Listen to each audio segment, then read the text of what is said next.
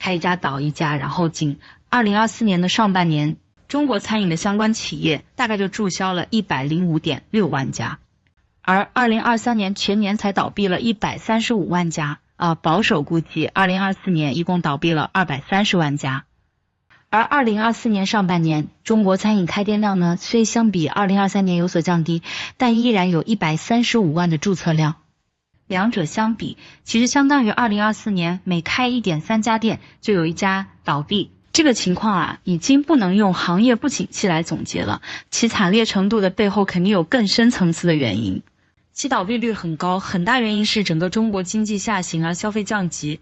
同时也是很多新手涌入到了这个行业，疫情3年，很多中小企业在这个疫情期间没顶住，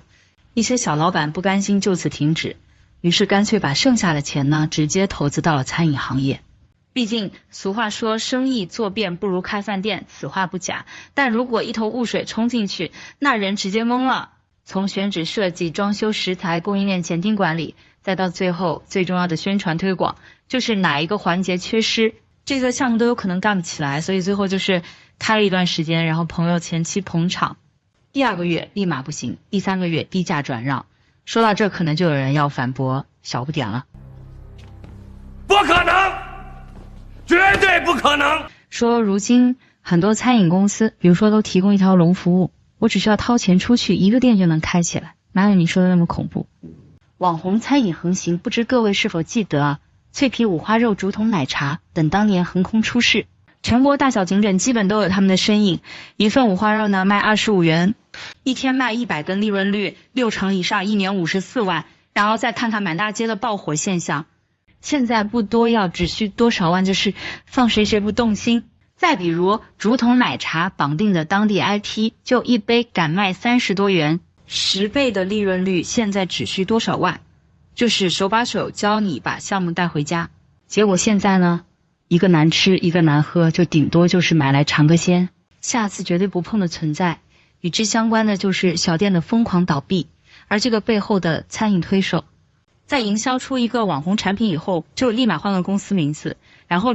就推下一个项目。那韭菜可谓是一茬又一茬，如果想正儿八经投资个餐饮店，那个冗长的流程是很多人都吃不消的，所以就想着搞个火锅店，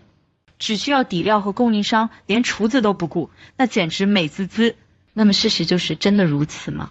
整个行业过分内卷，普通人根本就打不过这种大体量的资本。咱就是说，普通人开个火锅店，首先就是食材的选择，仅这一点又没法和那些就是拥有非常成熟供货量的商家打，我就有亲身感触。我们当地商场有一家牛肉火锅店，那家伙真的是把这个供货压榨到极致了。说出来你可能不信，虽然是冻货牛肉但双人套餐只需69元，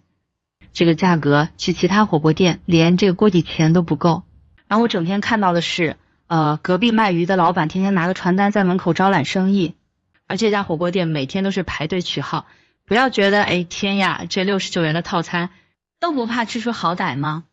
如今这个社会大环境跟前几年不一样了，有些餐厅老板表示，以前就是一个大包，人均消费最起码在150左右，而如今人均其实还不到100多。以前闪桌消费呢，人均都在100，如今却不到60多。更有的川菜店老板说，这个店里有的菜确实下饭，他就真的有2个人来点一盘菜，造成这些的。一方面是大家都清楚觉得钱不好赚，而且如今大家也越来越理性，就是以前一杯奶茶卖20多，不会有人觉得贵。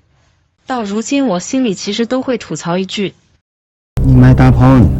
如今大家主打的就是一个该省就省，该花花，吃饭前先上线上平台，货比3家，挑个最合适的。很多人说这是经济差，然后失业收入降低，消费降级了。其实不仅如此，而是人们的消费观就清醒了，这就导致一些溢价大的被人淘汰了，就是劣币驱除良币。这个美食街当年非常的辉煌一铺难求，有的时候为了要一个铺面得多花几十万。现在这个里面你看很多大牌都已经撑不住了，只剩1-2家店呢，还是苦苦在这撑着。他们只能做的也仅靠一些外卖，这是能活下来的，